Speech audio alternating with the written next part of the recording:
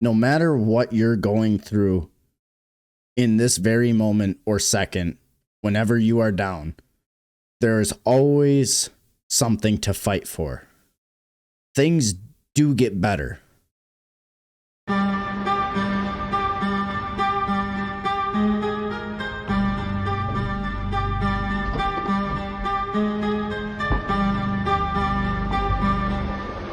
Summon the Spectre.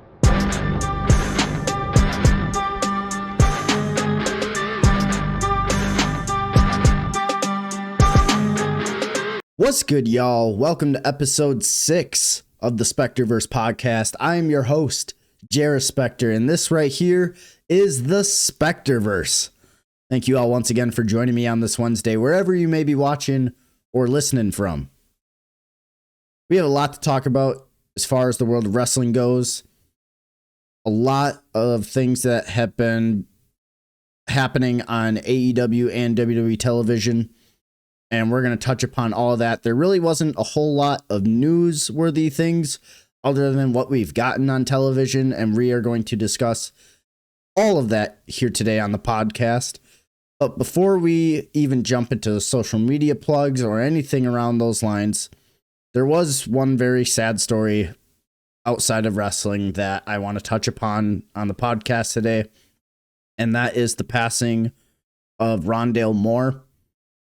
Rondale Moore was a wide receiver for the Minnesota Vikings who passed away on Saturday, and he passed away at the age of 25. And I feel like it's a very touchy subject still, because nobody, first and foremost, should be losing their life at the age of 25. That is way too young. And the other thing that involves that is how it happened, which is even more sad. As men, we are ingrained to not talk about feelings, right? If you are a guy watching this or know anything of this sort, it is ingrained in men DNA, the majority at least, to not necessarily discuss feelings, and if so, not really know how to process them in the most healthiest manner. And that's just the majority. There are definitely some outliers, but you guys get where I'm going with this. I feel like this sad story could have been avoided. It very much could have been avoided. I'm not putting blame on necessarily anybody, but there are so many factors, and I'm going to not really touch upon every single aspect. They're all just going to be kind of warped into one. But you look at Rondale. He was best known for his time at the Arizona Cardinals. Young receiver, a lot of potential, a lot of upside. And then he gets nailed with an injury. Tore his Achilles, I believe. He then comes back, cooking on all cylinders again. ACL tear. Bounces back again, another ACL tear. Other knee, I believe. At that point, you're starting to just process everything that's happening around you, like, damn, what happened? Because someone that young getting injured back to back times, like, one, that shit's gonna eat at you. My ACL tear, for an example, has eaten at me so much, and I haven't even come back yet. So I can only imagine what Rondale must have been thinking when all of these major injuries are happening to him.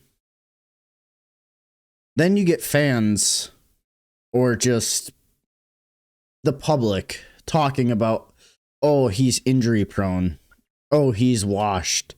Oh, he's all these things at the age of 25, might I add. And I believe Jamal Adams, after the passing, went on Twitter and mentioned something about how fans are very quick to say somebody's washed up, but they don't realize like what that man's going through. And to be fair, nobody knows what he was going through. One, because men don't talk about their feelings. And two, because we never walked a mile in said person's shoes. And yes, that is just how society works. People will say and do whatever they may please. And then on top of that, the way it happened. And I'm not going to go into detail quite necessarily about what happened to him. I think if you read what happened to him, or if you just know, because there are a lot of people that can relate and have experienced what happened to him, it sucks. It really sucks. And I can only imagine what his family is feeling. I can only imagine what his friends are feeling, his close circle, everyone that was involved in his life. I can only imagine the pain that they're feeling because of this. And I have always said, because I've experienced dark moments like he was feeling, and I think a lot of us have experienced dark moments like that, but there is always something to live for. There's always something to live for, whether it is a family member, a significant other, an escape from reality, or just a moment in life. No matter what you're going through in this very moment or second, whenever you are down, there is always something to fight for. Things do get better. And you got to be able to take yourself out of your own shoes just for that split second and see the bigger picture. You could be missing out on so much if you take that route. You could be missing out on being able to find someone that you want to fall in love with and spend the rest of your life with. You could miss holding your first child. You could miss the opportunities in life that come after said injury. You could miss so much, and you can affect so many people on a daily basis, and you wouldn't even know because you'd be gone. And it, like I said, it is a very sad situation. My thoughts and prayers go out to Rondale Moore's family. And if you feel yourself struggling, reach out to somebody you trust, and take a second and just let it out. Don't do self-harm, but let your emotions out to somebody that will listen. And if you are the person being the one that is being vented to, actually take a second to listen. Actually put thought and help the person that is reaching out to you. And that's all I'm going to say on all of that. Man, it was just a very sad story to hear on Saturday. But we got a show to do. I just wanted to give my thoughts and prayers out to Rondale Moore's family. But with all that being said, let's continue on with the show here. If you are new here, feel free to follow me on Twitter at JariSpectre. You guys can also follow my Instagram at JariSpectre. You guys can also go ahead and follow the SpectreVerse page on Twitter and Facebook. Both of those pages will be at the SpectreVerse on Twitter and Facebook. You guys can also follow my wrestling page on Facebook. That will be Jaden Mercer. Or I believe the new @ is at the Spectre. So you guys can go ahead and follow me on there. If you are new here and you love wrestling and you love games and you love sports and anything in between, feel free to hit that subscribe button, turn on that bell for notifications, and leave a like on the video. Trying to get the channel growing slowly but surely. and we would love to have you guys stick around for all of that. On to wrestling. First, we have AEW Dynamite that happened this past Wednesday. Like I said in the intro, AEW has been killing it with their shows as of late. It's not perfect by any stretch. It's definitely not a perfect show, but compared to where they were last year, I feel like they're miles ahead now. And the show started off with some 30-second promos. I appreciate the 30-second promo. Not when it's done every single week, but I appreciate it when it's done for bigger moments, for the people that need it.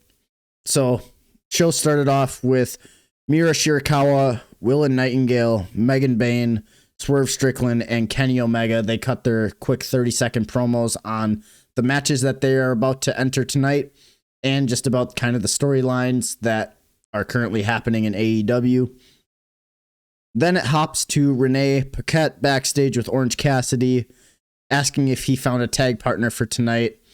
And then in comes Tomohiro Ishii, and he will be the tag partner for Orange Cassidy tonight. The first match of the night, we had Jon Moxley versus Mark Davis, and it was a Continental Championship Eliminator match. I will say, Moxley is very over as a babyface, and I think that's great to see. And in this scenario, in this match, it was clear we had a clear babyface and a clear heel. But the problem I have with that, because the Death Riders and the Don Callis family are currently feuding, there's so many different characters that people want to cheer and boo versus a consistent, oh, this team's a babyface team, this team is a heel team, right? So Moxley is very over as a babyface. My one gripe about watching matches in AEW, it seems like the beginning always, no matter when they're chaining around or however they establish that beginning, it always starts with a headlock shoot. And I mean, you learn this shit, but the headlock is a nice, okay, everybody sees a headlock, everybody knows what it is, and it usually involves a shoot, drop down, or a shoot, shoulder tackle, very basic stuff. But when you see it in every single match, like, why is it that nobody can just be a little different, a little creative? It's chain wrestling, right? Just be a little different. Be a little creative with how you want to transition into your first or whatever sequence. You don't have to just grab a headlock and then shoot. One very, very small gripe. But the match was very simple to start. A lot of chaining. Very simple heat from Mark Davis. Very simple false comebacks. Moxley eventually goes to the outside. Mark Davis follows. And he was against the turnbuckle post on the outside. And Mark Davis went to chop him. And Mox was supposed to duck out so that Davis chops the turnbuckle post. But he ducked early, and like it looked like when Davis went for the chop, he like kind of nicked Moxley in the head, and it just looked like it was just a miscommunication, a little sloppy, but they easily recovered and got back to the spot. And Mark Davis ended up doing the spot. He chops the post, and his hand got busted open when he hit that post. Like I feel like he legit hit that post. And then Mox ended up just started targeting the hand. Like he was doing hand pulls. He was biting the hand. And I feel like it definitely added a different element to the match because I don't even think that was planned. But because his hand was bleeding so much, it's like you can't just not notice it and not do something about it. So I appreciate that they decided like Mox is going to completely just target the hand. And the commentators did a good job on being like, oh, his hand is not 100% right now. It's going to make it difficult to land these punches or these chops. and they won't be nearly as effective. I appreciate that kind of stuff. Then, like I said, Mox started targeting his hand during the offense. Mark Davis hit an insane deadlift gut wrench pile driver, and it looked sick. And it got a very close near fall. Moxley ended up winning the match with a bulldog choke. It was a very, very solid open. The match itself was very, very solid. Like I said, like a 1 or 2 hiccups during the match, but overall, good way to start the show. FTR then comes out and says they realized why the Young Bucks attacked them from behind last week and said back in 2016 they were the best, but in 2026 they are now just second place behind FTR. They said the Young Bucks are fake, and while Stokely Hathaway was bigging up FTR, the Young Bucks snuck in from behind and super kicked FTR. And then after the crowd starts chanting, "You fucked up," Stokely rolls and turns around in his wheelchair and eats a double super kick from the Young Bucks. Nick Jackson then grabs the mic and says they want FTR for the tag titles at Revolution. Nothing crazy here. I already gave my thoughts and opinions on this last week. I don't feel like anybody gives a flying fuck about the Young Bucks versus FTR for the 7th time now. Feel like we're kind of past that point. We know it's going to be a fine match, but I don't think we need to continue this story much longer. And I hope that we start getting some newer talent, some younger talent. Like, where's the Hurt Syndicate? Where are all these other teams? And hopefully this is just the end of FTR versus the Bucks at Revolution, and we start getting some newer talent, some more spotlight. Because at this point, I don't feel like they don't need to solidify themselves with the tag titles. Both teams, they should be worrying about putting this new talent and this new crop of tag teams over. They should be worrying about putting this new crop of tag teams over. Then we have a backstage segment with Brody King saying he was this close to beating MJF for the title, and MJF weaseled his way into another win. And he said he's ready for the biggest and the baddest that AEW has to offer because he is coming back for that title. So sounds like won't be anytime soon, but Brody King is still kind of in that title picture. So pump the brakes on him for a little bit, get him some nice wins, and he'll be right back in that title picture in no time. Marina Shafir versus Willow Nightingale versus Mira Shirakawa versus Megan Bayne. This was for the TBS Championship. It was a fatal 4-way. Marina Shafir and Megan Bayne attacked Willow first as a team, but then Willow quickly fires back on both of them. Mira hit a nice crossbody off the top onto everybody on the outside. Megan Bayne then hits a very nice Hurricanrana onto Willow Nightingale going into the commercial break. There were a lot of nice waterfall sequences towards the end of this match. It got a "This is awesome" chants. It got a "This is awesome" chant while Marina and Megan Bayne started fighting each other on the outside. Willow hit a very scary looking avalanche German off the top rope onto Megan Bayne. She chucked her back, but because Megan is so tall, her head was maybe this close off the ground. And if that was a second too late or too early, shit, we might have had another broken neck. Very, very scary spot. But then Mira goes for the figure 4 on Willow Nightingale and gets caught up in a small package, and Willow ends up retaining the TBS title. Very, very solid fatal 4-way, I will say. I think everybody looked great in this match, and the "This is awesome" chants were justified. It wasn't like a huge barn burner like we're going to get in the main event, but it was a nice solid fatal 4-way.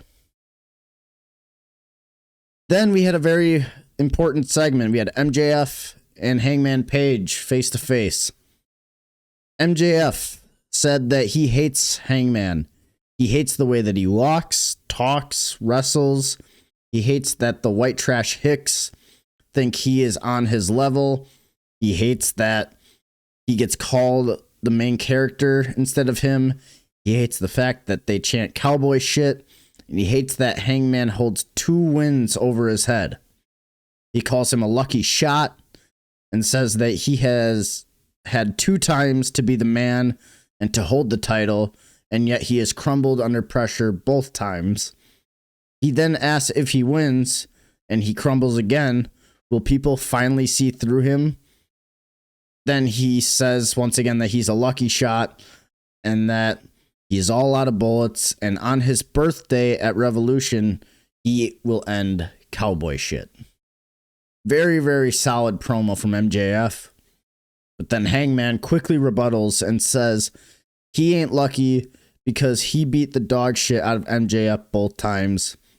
He said that the only one who's lucky is MJF because he has waited until the last seconds to capitalize on everyone getting beat up to steal the title. Hangman then says that he hates MJF more because he's never met someone more like himself than him. He has desperations for love and acceptance and says he is very loyal and wants to have the same love and acceptance from everyone. At AEW Revolution, Hangman wants to end this all forever. He says that this match should have a stipulation behind it, and the crowd at that point just started chanting Texas Death. But MJF shut that shit down immediately. Hangman then says he knew that was going to happen, which means he's afraid, and says that if he agrees to it, Hangman will never wrestle for the AEW World title ever again. Hinting back to when Cody Rhodes, when he was still in AEW, he did that exact same stipulation against Chris Jericho. And we know how that story unfolded shortly after. MJF then agrees, but he gets to pick the stipulation. So Hangman says, I've already picked my stipulation, and it's Texas Death. Overall, this face-to-face was very, very good. Both men killed it with their promos. Hangman had a very nice rebuttal. MJF had a very strong open. Not just putting each other down, but making people invest into the story of both the characters of MJF and Hangman Adam Page. They both are day one guys. Hangman being the lovable cowboy who went through trials and tribulations to reach the top on numerous occasions. MJF being the sly, snarky, sadistic heel to eventually become everyone's favorite with Adam Cole, to eventually then turn back to bad and resort to old ways. And as far as the stipulation goes, Texas Death and then whatever MJF decides, I think they did great with this. The problem though I have is Hangman's stipulation about the AEW World title and never being able to wrestle for it ever again. I feel like that's going to hinder his time in AEW, if that makes sense. Because when you put a stipulation that if I lose, I will never wrestle for the title ever again, and you end up losing, like we saw what happened to Cody. Why would you do that again? Unless they find a way for Hangman to win Texas Death. But then what does that look like going into your summer months? Will Swerve Strickland be the one to step up after MJF and then challenge Hangman, and we repeat that story? Will we have Will Ospreay make his return and then we get a baby match against? There's so many different options. And I feel like that's the unique part about this whole scenario is the story itself is going to be good, and it has been good. But now it's a matter of, oh my God, who's actually going to win? Because you don't want to take the title off of MJF this quick. But when Hangman puts the stipulation of Texas Death and if I lose, I'll never wrestle for the title again, it raises the stakes that much more. And I feel like they're going to knock it out of the park.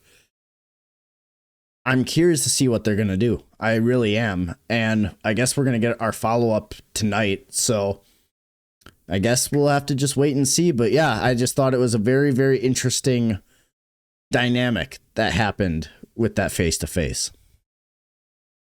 Then we have a backstage segment. Mox and the Death Riders cut a promo. They say that the Don Callis family are not a real family, and they will be the ones that prove it. Mox then tells Takeshita that he will get his rematch at Revolution, but this time there will be a no time limit stipulation.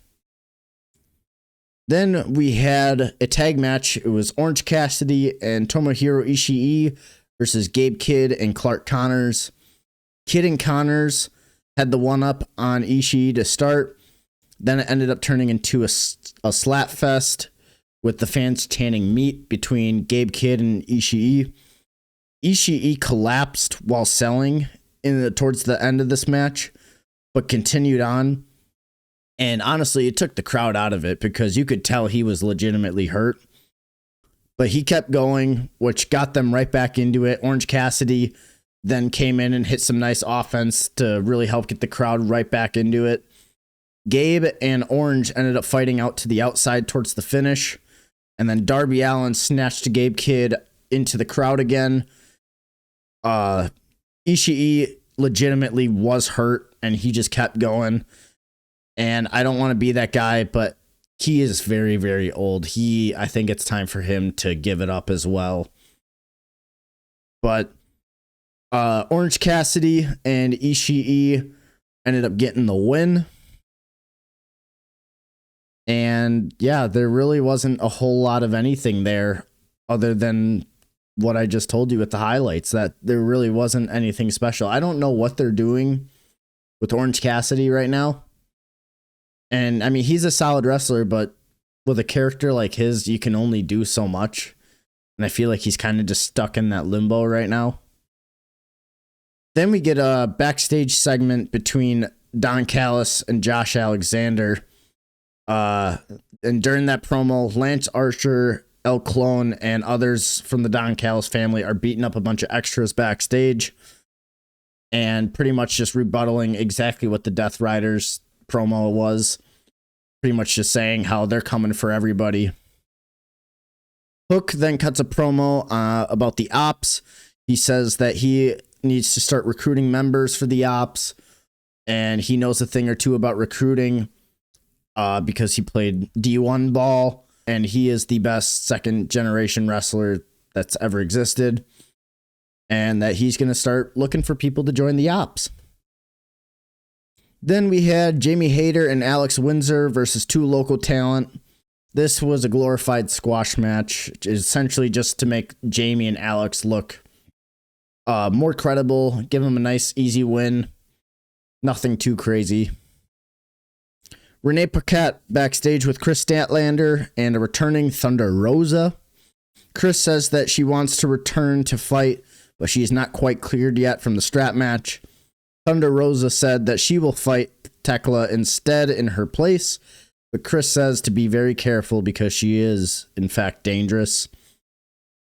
Then we had a really fun match. We had Kevin Knight versus the Beast Mortos. It was very hot and fast-paced from start to finish. The crowd was very into this. I would say if you want to go back and watch this match was very electric. It was very fast-paced. Nice, crisp spots from both Mortos and Kevin Knight. There was a big lucha chant that broke out during the match.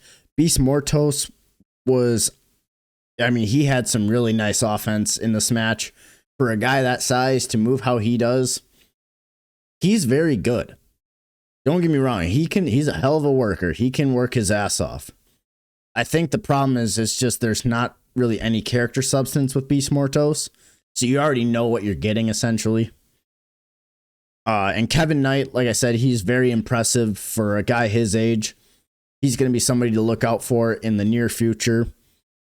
The sky's the limit for him. And Kevin Knight ended up winning the match with a UFO. That's his finish. And like I said, it was a very, very solid match. I highly recommend you go back and watch that one. And then in our main event, we had Kenny Omega versus Swerve Strickland for the first time ever. Holy shit chants broke out as the bell rang. Very much Grand Slam when it was Omega versus Danielson. Very hot and fast-paced start by both. The structure of the match was anything you can do, I can do better, which fit perfectly. Insane offense by both men.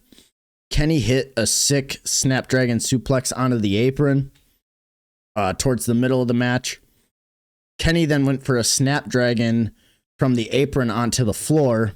Swerve ended up flipping out of it and landing on his feet, and then hit Kenny with a brainbuster onto the outside. Swerve then climbs in and hits a 450 splash on Kenny for a very, very close near fall. Kenny then hits a nasty avalanche German suplex off the very top rope for a very close near fall. Kenny goes for the V-trigger, and Swerve ended up pulling referee Aubrey Edwards into the V-trigger, so now the ref is down towards the end of the match. Swerve then hits the house call on Kenny, but because the ref is down, the fans are counting 1, 2, 3, 4, 5, so on and so forth.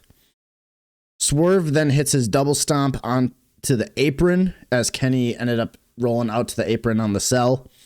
Hits the double stomp. Swerve then hits another double stomp onto Kenny off the top rope after he slides him back in and goes for the cover. 1, 2, kick out. 2.99999. Kenny Omega kicks out of the second double stomp. Then we had a big back and forth sequence, and Swerve ended up hitting the house call out of nowhere and then follows it up with the big pressure for the win. Very, very good match. Match of the night. Match of the fucking week, actually. Hell, match of the month. This match was fantastic. And then post-match, Swerve ended up attacking Kenny Omega with a chain. He wrapped it around Kenny's neck and throws Kenny over the top rope, choking him from while he's inside the ring, and Kenny is draped over the apron. And then from there, he continues his onslaught of just attacking him. He rips the announce table apart, and he grabs the steel steps. And then Swerve Strickland, to end the show, hits a vertebreaker off the steel steps through the announce table onto Kenny Omega. And it's essentially reigniting heel Swerve Strickland. This match was fantastic. The story, fantastic.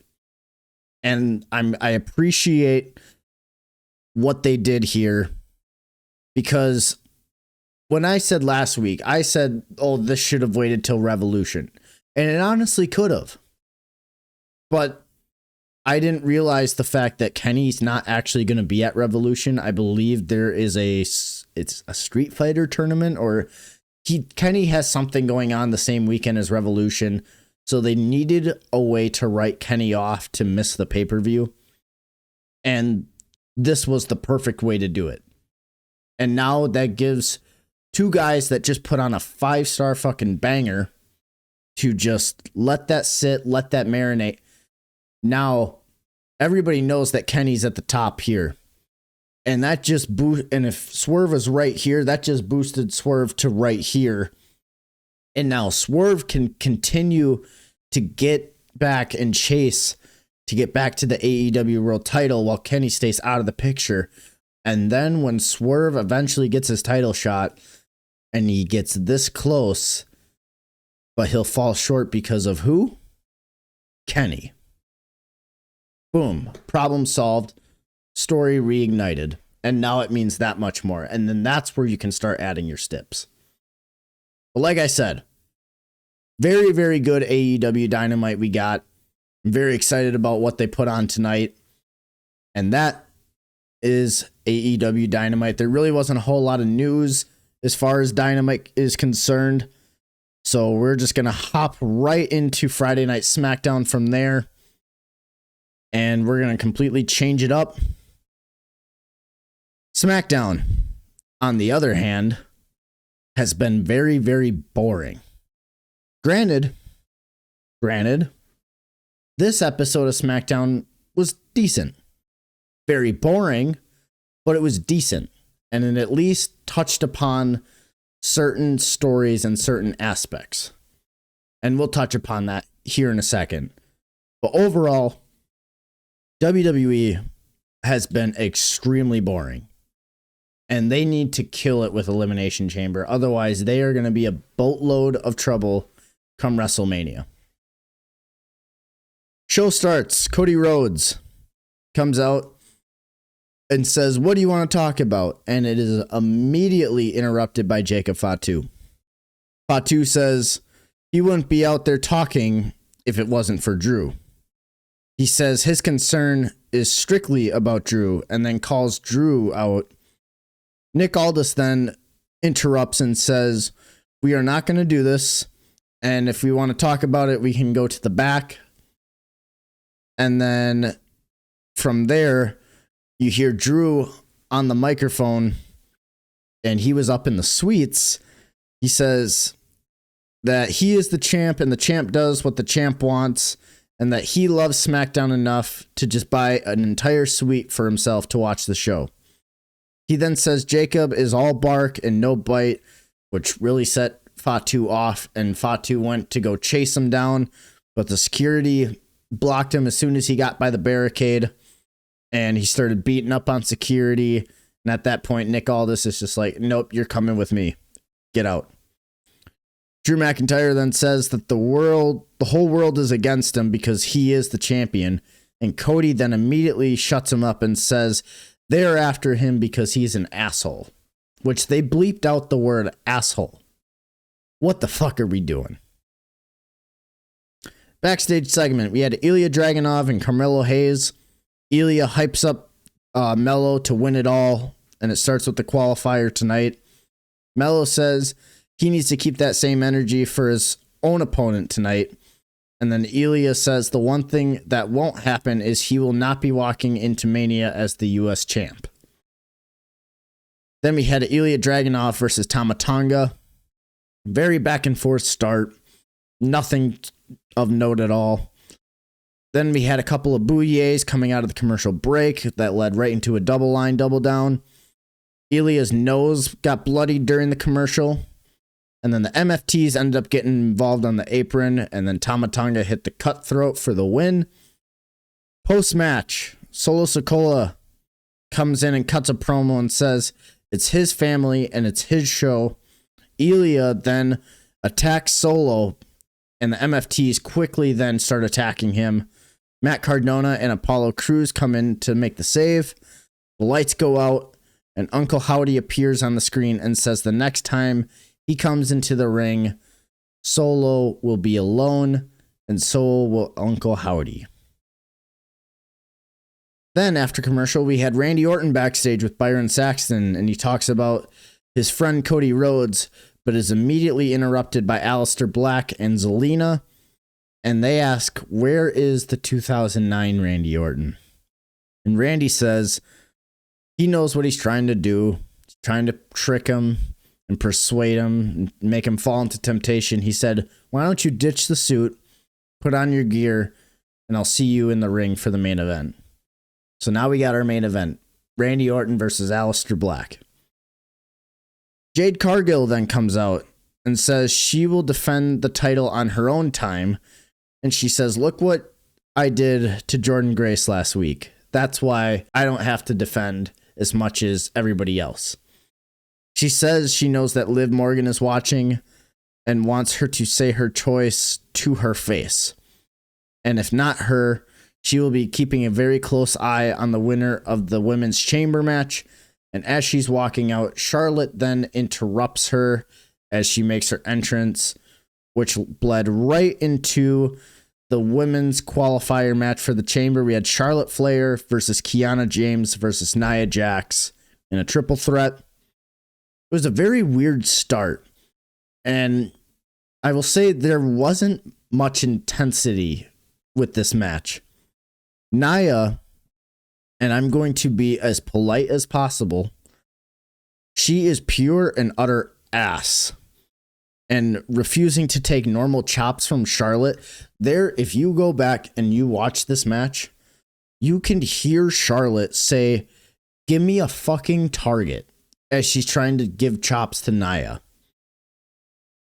And then as the match progresses, there's a big Spanish fly by Charlotte to Kiana James, and Kiana forgot to kick out, so hits the big Spanish fly. Ref comes in 1, 2, and then right as he's about to hit 3, he goes 2, and then here comes the kick out. Like, it made the ref look like shit. It made Charlotte look like shit. It made Kiana look like shit. Nobody looked good in that situation.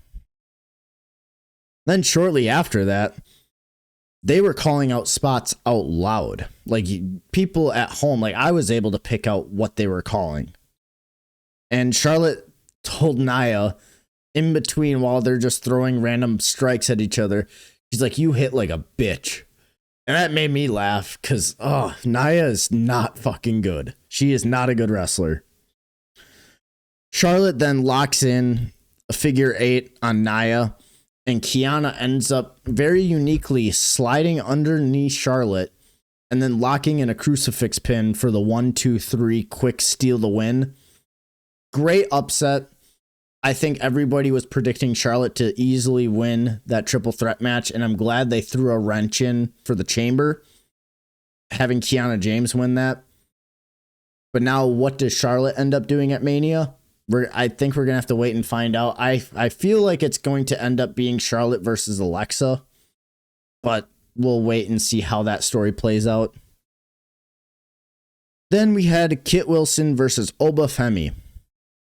I don't think I really need to go into this one much at all. Kit Wilson, as soon as the bell rings, he runs outside and grabs the microphone and says, "I made some new poems for you." And then Oba Femi ends up just like, "Okay, read them to me." So Kit Wilson's reading these fucking promos. And then Oba's like, "That was very good. Read me another one." And then Kit Wilson goes, "I only made one." Oba's like, "Read another one." He's like, "Well, this one's old material," and he just shits on Oba Femi, which then Oba just completely manhandles Kit Wilson. Oba wins very, very easily. Then we had Tiffany Stratton versus Alba Fire. This was a very, very typical TV match. Chelsea Green was on the outside in her wheelchair because of her broken ankle.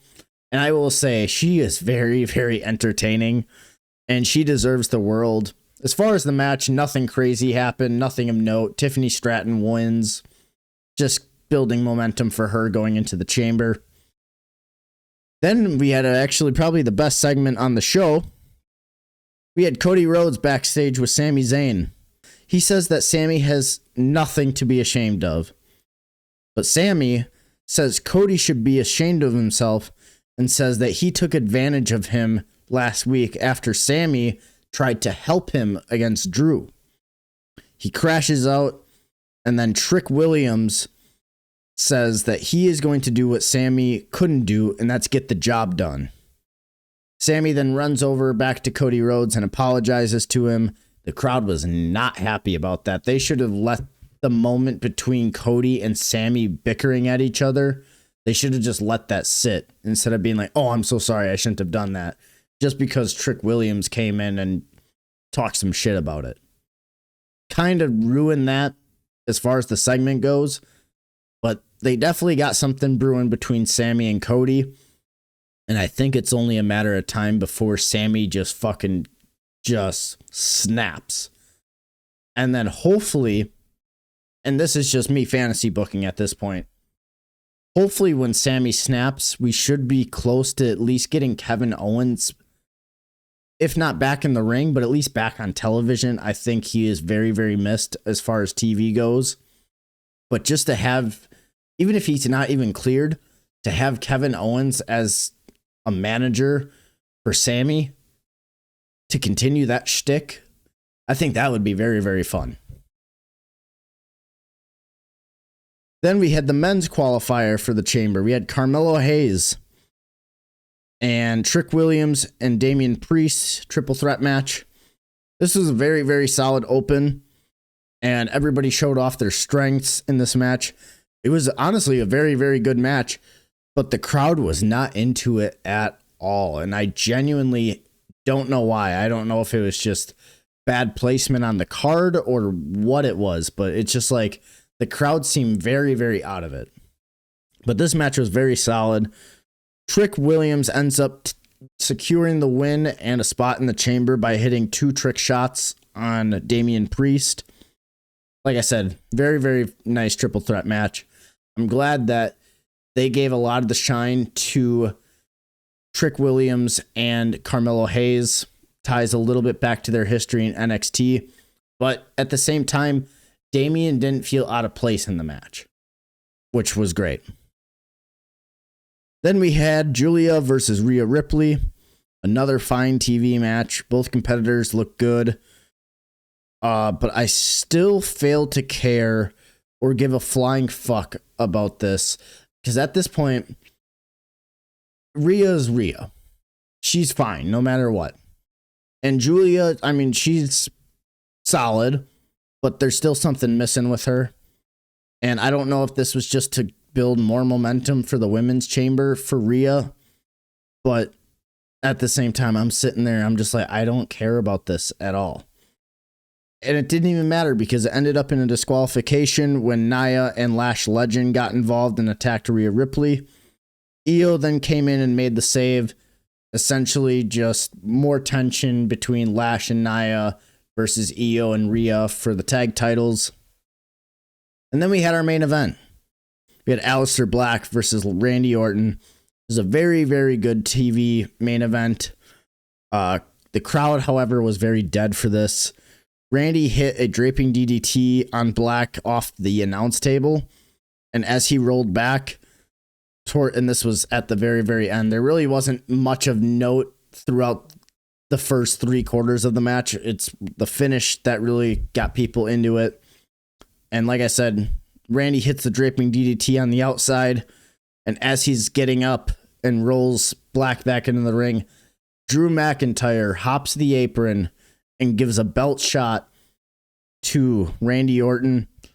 Cody Rhodes then sees this and runs out to make the save and to run off Drew, but Drew runs back into the crowd. And then as Randy Orton gets back into the ring and comes back to his senses, he's immediately met with a black mass. 1, 2, 3. Aleister Black beats Randy Orton on SmackDown in the main event. I'm glad to see that there's a little bit of story kind of brewing between Aleister and Randy, just to give Aleister a little more something to do. He's a very good wrestler, like I said last week, and I feel like he just needs something to really sink his teeth into and to just make him feel a little more involved with what's going on. And I feel like this is kind of like the perfect spot for him to start this. And I appreciate that WWE is trying to get more people involved in the main event picture for the WWE title. Because for the past couple of weeks, we're thinking, okay, it's going to be Drew, Cody, and Jacob for sure. But now that Drew attacked Randy, now we're looking at the chamber a little bit differently about, okay, who is actually going to win? Who needs to win? And I was like, this is where you can really kind of make it a little interesting. You could have LA Knight win and challenge Drew, right? Could. Does it make a whole lot of sense with what's going on? No. Because per television, LA Knight has his hands full with the Vision. We're going to touch upon that for Raw that just happened, because the Vision isn't looking like a vision. It's looking like a curse. Maybe this is the time you pull the trigger on LA Knight and you already have spots secured. So hear me out. Drew's your champ. Cody and Jacob have their beef going on, and now they're involved with Drew, right? Drew just hit Randy. That's 4. Sammy is still technically involved. That's 5. And then if you have LA Knight win, 6. You could do anything with 6 people. You can do a ladder match for the WWE title. You could do a TLC match for the WWE title. You could do a 6-pack challenge for the WWE title. You could do a gauntlet match. I feel like having more people involved with the WWE title normally in this scenario wouldn't quite make sense. But because you have so many different moving pieces, there is a way for it to work. And I'm curious to see if WWE is going to pull that trigger.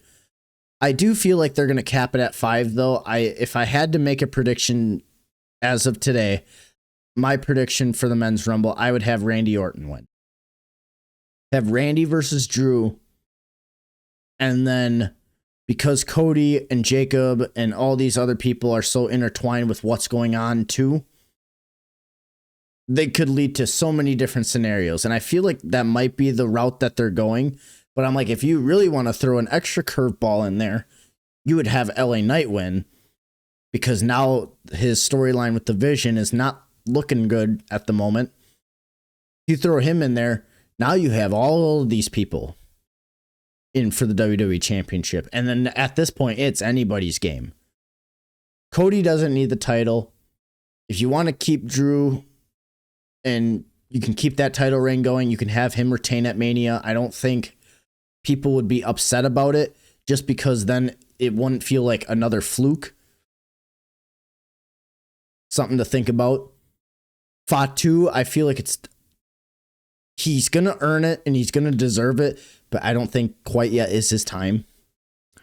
You really want to pull the trigger on LA Knight, have him be the oddball out, but he's the one that ends up winning it. That'd be a great moment for LA Knight, considering all the years that fans were behind him.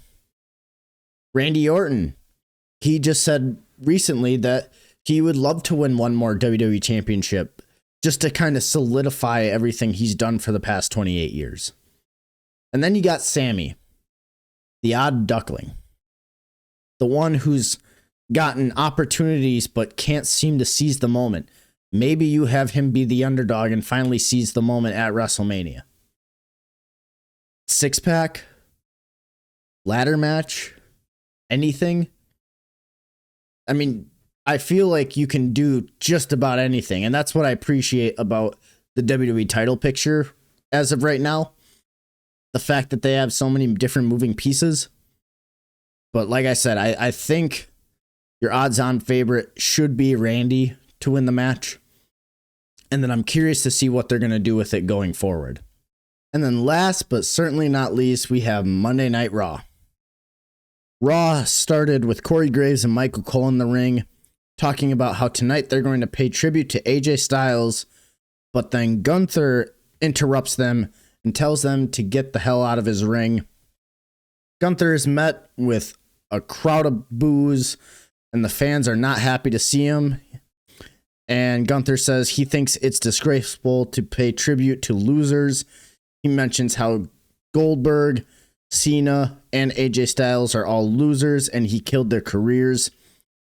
So then, instead of paying tribute to Styles, they should pay tribute to him. Adam Pearce is pissed off about Gunther being there. He says enough. He calls for security and to escort Gunther out of the building. As Gunther is leaving with everybody, Dragon Lee pops in on the stage and attacks Gunther again.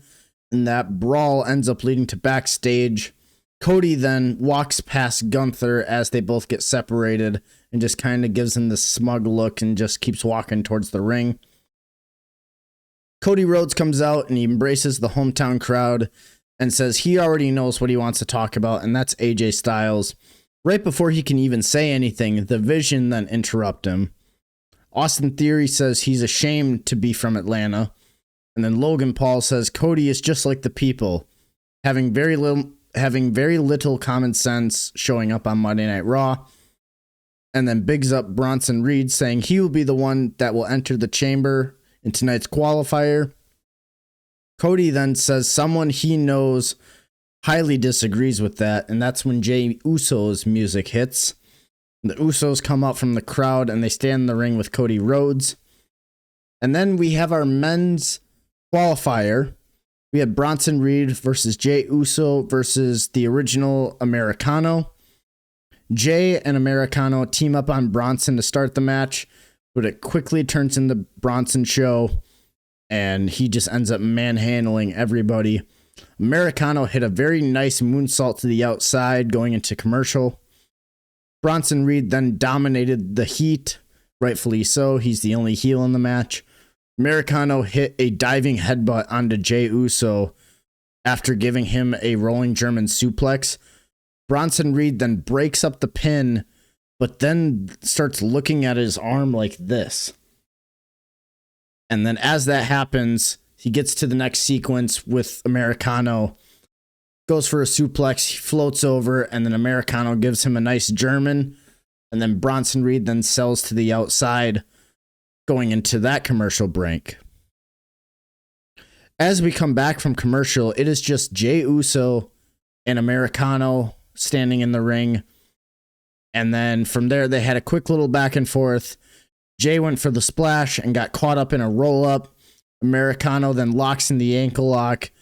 Jey rolls through, gives a spear, and then a splash for the win. And it turns out Bronson Reed got injured breaking up the pin, and that's why he was looking at his arm. And it was absolutely visible. And I think that actually, I'm going to be completely honest, I think that moment took the crowd out of it for the entire night until AJ came out. Because you got to feel for the Vision, man. And we're talking not just the Vision as of the group right now. We're talking about the original Vision. Seth Rollins, out, injured, was ready to come back against Braun Breaker for a match at Mania. Bronson Reed, out, injured, found out earlier or later on in the show, torn bicep, out, 6 months, minimum. Braun Breaker, out, hernia. Everybody in the Vision right now is injured. That just leaves Logan Paul and Austin Theory and then Paul Heyman. Do they even continue the Vision after this? We're going to have to wait and see. I feel like they probably won't actually capitalize on anything until after WrestleMania. And I guess it really just depends on how quick Braun Breaker can get back. But fuck, like, you can't make this shit up. The Vision might be the most cursed faction, if not top 5, with so much potential. It just got squandered because of injuries. Seth Rollins with his shoulder, Braun Breaker with his hernia, and now Bronson Reed with his bicep. Like, man, that is a tough blow. And I feel bad. I really hope for a speedy recovery for Bronson. Same with Braun. But man, that's a huge fucking dent in Monday Night Raw just to start. Liv Morgan comes out with Dominic Mysterio. Dom says she will finally make her decision, and she asks both women's champions to come on out. Stephanie Vaquer comes out first, and oh my fucking god, you guys, they changed her theme song back to the original. Thank God. It's not the greatest theme song, but at least it's better than what the fuck Def Rebel bullshit we were listening to for the past, 2-3 weeks. Thank God. Then Jade came out shortly after her. Liv says that she's been patiently waiting, but then she said she has something very important to say. She says last week Stephanie's words really got to her, and it's true. She has had it easy. She says that Stephanie deserves all the success she's been given. She turns and looks at Jade, and then as she's about to say something to Jade, she turns around and rocks the ever-living piss out of Stephanie. Liv then attacks Stephanie and gives her hands and feet. And then at that point, she hits the Oblivion on Stephanie Vaquer Your match is officially made. Liv Morgan versus Stephanie Vakir for the women's heavyweight title at WrestleMania.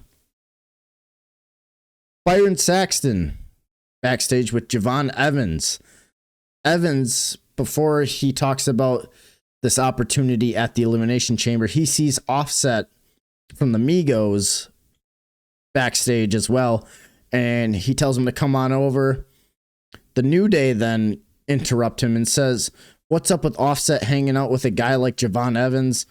They had a little back and forth with words, and it ended up leading to a match between Javon Evans versus Kofi Kingston later tonight. Then we had Maxine Dupree versus Natty. Natty ended up starting off the match with immediate heat. Maxine gave a little fire back, and the match ended up ending very quickly after Natty shoved Maxine into the turnbuckle post on the outside, and it didn't even look like it hurt, but as soon as she pretty much hugged the turnbuckle post and fell, and then at that point she did not move a muscle. Natty then comes over and starts pounding on Maxine Dupree, but she's out cold. The ref pulls her back, and they ended up just stopping the match. So Natty wins via ref stoppage. This was garbage. It was so fucking stupid. And you're losing me with Natty. And on top of that, I think Maxine Dupree is going to be the first ones to get let go when budget time comes around, which sucks because you don't want anybody to lose their job. But I feel like she hasn't progressed much at all outside of the one good match she's had with Becky. I feel like it's not it, which sucks. Then we have the Judgment Day backstage. JD McDonough apologizes to Finn Balor. Finn ends up forgiving him, but he says this Saturday at Chamber he's wrestling Punk alone. Dominic then gets up and starts complaining to everybody how he lost last week and nobody was there to aid him. And Finn says maybe it's time that he needs to grow up and take responsibility for his own actions, which is, I like the dissension between Finn and the Judgment Day right now. Adam Pearce was backstage with the crate. You know, that crate that we were talking about last week. It was also on Friday Night SmackDown, I forgot to mention. It did get shipped over the SmackDown. And I believe all they ended up doing in that segment was Johnny Gargano was laying on top of it. And pretty much the rest of the tag division and the other people are just like, why is he up there? What is going on? So I don't know what the fuck they're doing with Johnny and Candace, but it's not working. And what's in the box? What's in the crate? I think it's Danhausen. I feel like at this point, we're really running out of options here. I think it's Danhausen is in the box. But anyways, back to this segment. Adam Pearce is backstage with the crate, and he tells the extra to send it to Chicago, and him and Nick Aldis will open it up together. Rusev wants to then quickly talk to Adam Pearce, but is interrupted by Oba Femi. They both want to fight each other, and then Pearce says, not tonight. Tonight is for AJ. They both agreed and went their separate ways. So clearly we're going to get a match between Rusev and Oba Femi. When, I don't know, but hopefully sooner than later. Then we had Brock Lesnar come out with Paul Heyman. Paul says he may be the Oracle, but he is also the advocate for the Beast. He says at WrestleMania, there were always two main events, the title match and the Undertaker's streak from back in the day. But now, Brock is going to be the one that fills that void and says the only dead man walking will be whoever chooses to face him. He will be at every Raw from March 16th all the way up to WrestleMania, waiting for someone to answer this open challenge. The crowd wanted Oba Femi to come out so bad, and Heyman says there is no one in that locker room who wants to take an ass kicking from Brock Lesnar. Do I agree with Brock taking the Undertaker's quote-unquote streak position? No, I don't. Do I understand why they're doing it? Yes. Because any match that Brock is in is going to be a money match. It's going to be something that will put asses in seats, and I think they're fully aware of that. And Brock is still legit enough where he can do that and also be able to put talent over in a sense. But the real question is, okay, who is going to answer the challenge? I think everybody and their mother wants ಬ್ಬ to be the one that answers that challenge. I also am in that group. I feel like ಬ್ಬ would be a perfect fit for Brock at Mania. However, I feel like you don't want to take a chance quite this soon when you got lightning in a bottle with ಬ್ಬ.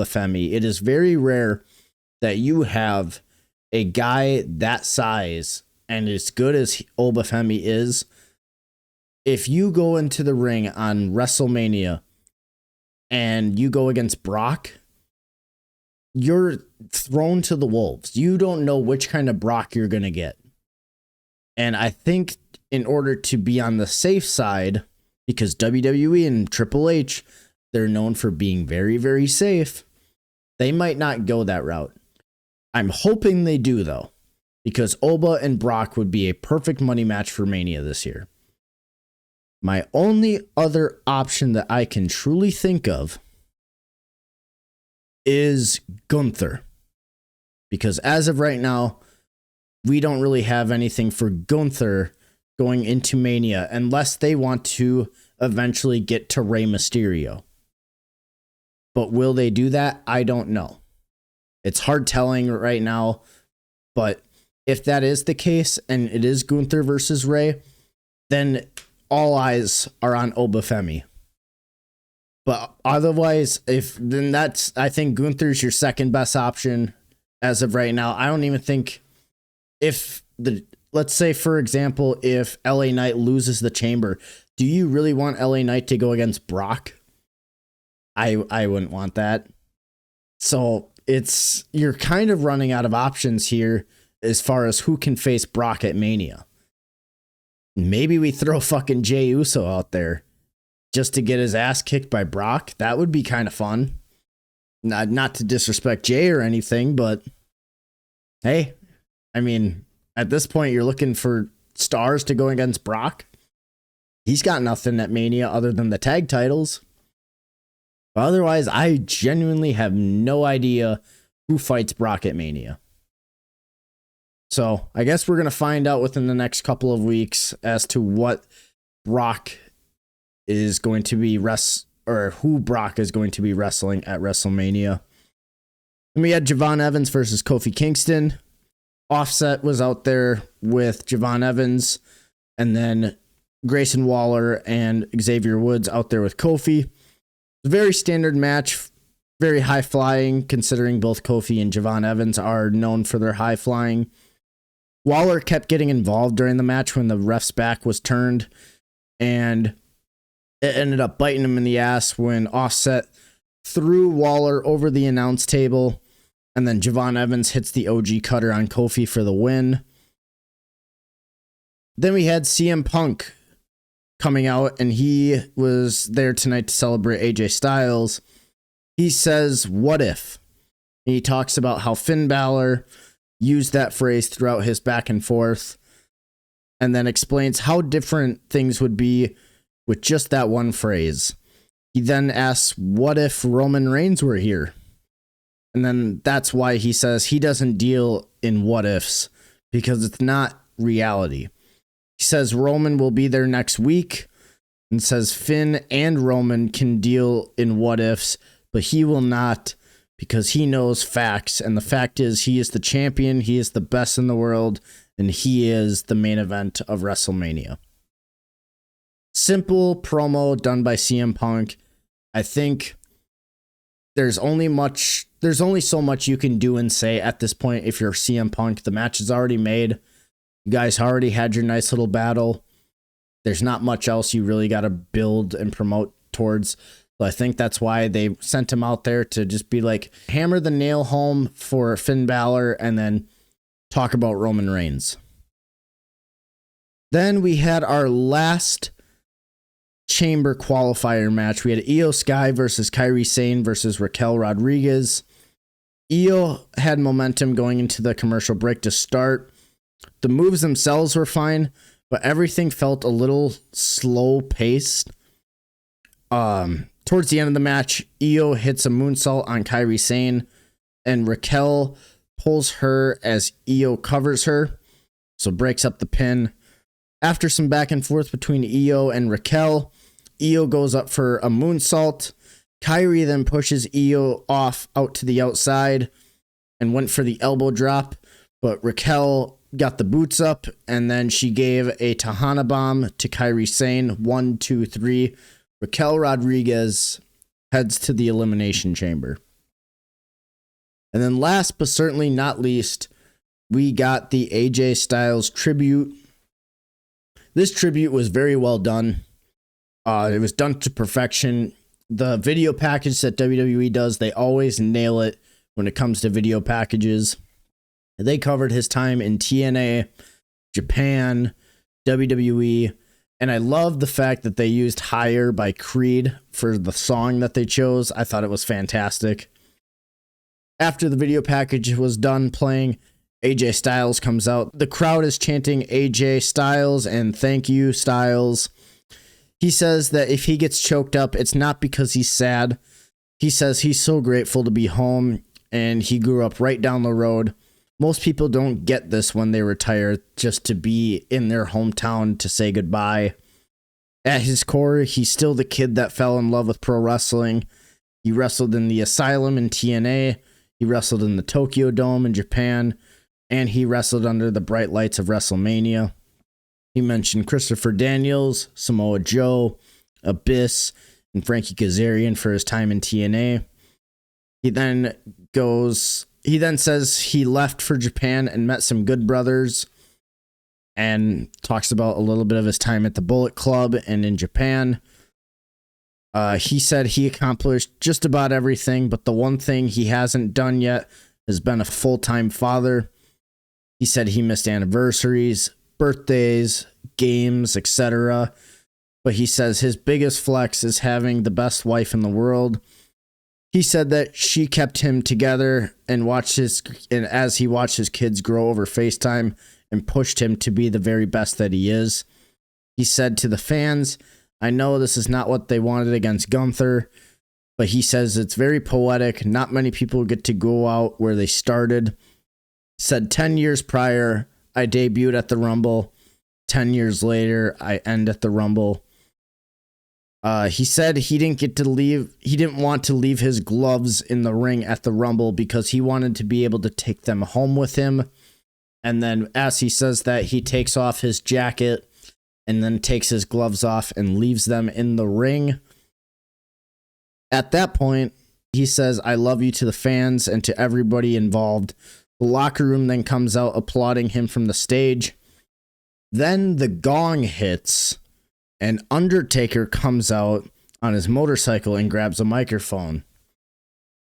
Undertaker then tells AJ Styles that we have unfinished business. And I went, oh, what the fuck?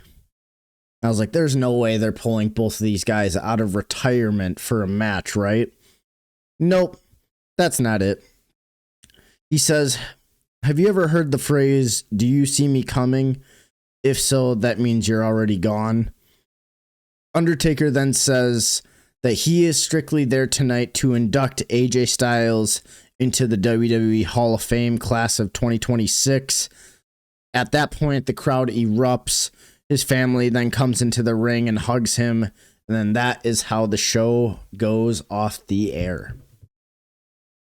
Overall, Monday Night Raw was complete and utter dog shit. It was not very good, other than the tribute for AJ Styles. Everything else was garbage. SmackDown at least had its bright moments. AEW Dynamite has been killing it, because otherwise wrestling would be in shambles. I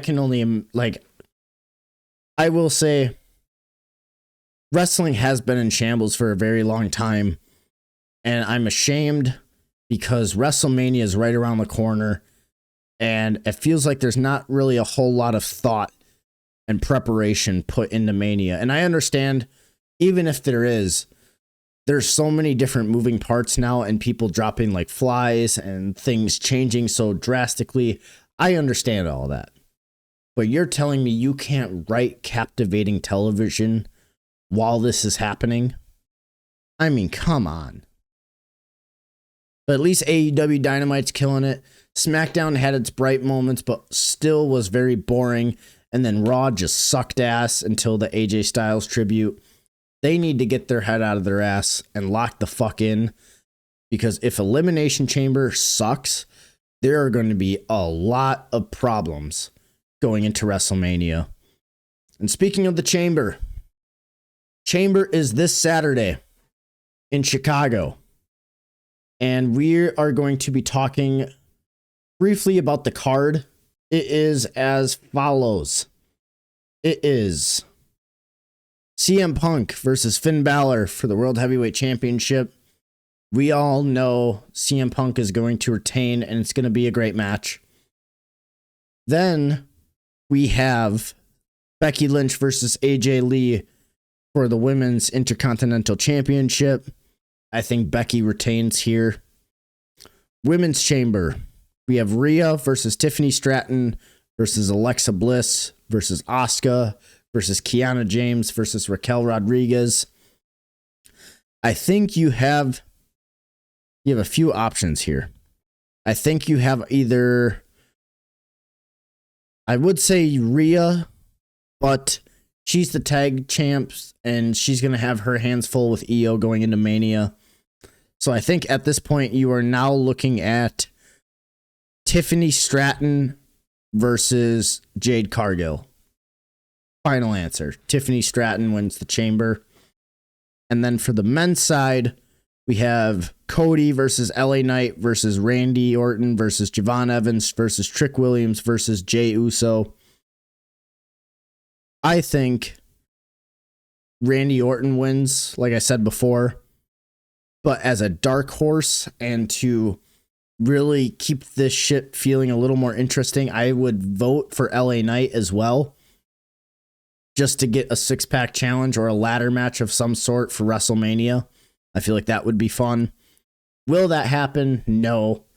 So Randy Orton's going to win the Chamber. Those are my final thoughts and predictions on all things wrestling. I hope you guys enjoyed. If you do, hit that like button, hit that subscribe button, turn on the bell for notifications, and we will see each and every single one of you next time. Peace out. Summon the Spectre.